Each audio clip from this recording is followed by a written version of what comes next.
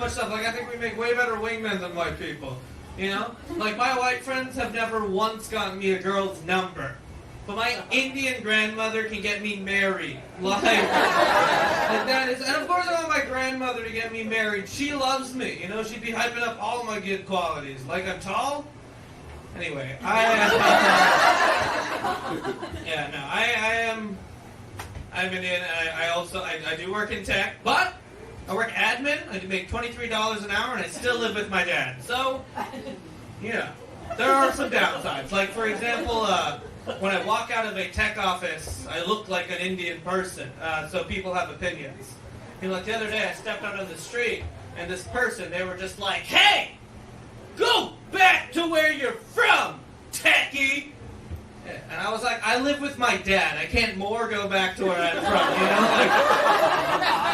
Like, I sleep in my childhood bed. I am pretty maxed out in that regard, you know? Like, yeah. But I work a job. Does anyone here, do you guys like your jobs? Yeah. Oh, cool. Well, then you won't get this job. I take the bus to work, you know? You see a lot of, in San Francisco, you see a lot of homeless people on the bus. They make a lot of noise. People call them crazy. Like, I don't think we should call them crazy. I think they're completely normal. Like, for example, the other day, I woke up at 6 a.m. so I could leave my house at 6:30 a.m. so I could walk 15 minutes to a bus stop, where I then waited another 15 minutes for a late bus. Then I paid $5 to take a 1-hour bus ride to a job I hate, where I don't make enough money to not live with my dad. And after being there for 8 hours, I took another 1-hour bus ride back. And on that bus in the corner, I saw a homeless person, and they were just like, "This is bullshit!" And I was just thinking that. Thanks. I fucking hate my life. But, you know, I'm trying to be healthier. Like, you know, I'm like also in therapy. Like, you know, is anyone here in therapy? Woo! Hell yeah! The young people, you know, like old people are like, "I'll die soon," and I gotta admire that. But one of the hard parts about therapy is most therapists are white, so they don't like get my experiences with race and racism. And so the one I was seeing, he was also white, so I figured I was going to get one that would understand like racial discrimination. So my new therapist is a 75-year-old black man from Georgia, and I was like, he'll get it. So, you know, the other day we're in a session, and I'm just like, you know, racism has really been getting to me. He was like, "I totally know what you mean. Growing up in Georgia, there were certain businesses I couldn't go into because of Jim Crow. And even after the end of segregation, there were certain neighborhoods I wouldn't walk through out of fear for my own safety. And even to this day, in my mid-70s, when I am pulled over by the police, I am still deeply fearful for my life." And then I was like, "Oh, I meant more like people assume I work in tech?" And like,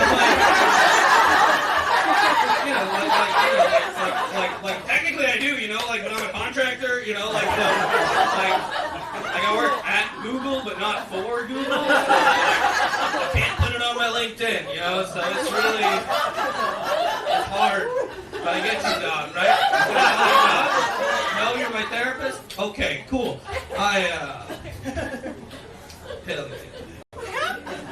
You know, I don't want to make it seem like I want to like diminish anyone's like struggle, including my own. Like, you know, like I'm very like I consider myself a feminist, despite the way I've treated women in the past, and you know, but obviously that's like a big part of it is that you gotta like actually, you can't just like, it's not just structural, it's not just like pay, it's not just like abortion rights, it's like the day-to-day treatment. And actually, in that one sense, I'm actually a little jealous of women that their like frustrations with dating feed perfectly into their feminism, you know? Like, when the women in my life, when they're like ghosted or broken up, but they're just treated shitty by their partners, they're just like, "Man, the patriarchy emotionally stunts men. I don't fucking need them. I'm a strong, independent woman. Lizzo." And I'm like, hell yeah. You go, girl. But then, like, when I've been seeing the same girl for like 4 months, and then she gets like a real boyfriend and then ghosts me out of nowhere, I'm just like, man, all fucking women are...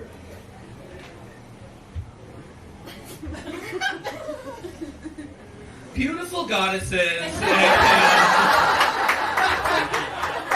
I am not entitled to their time. I support.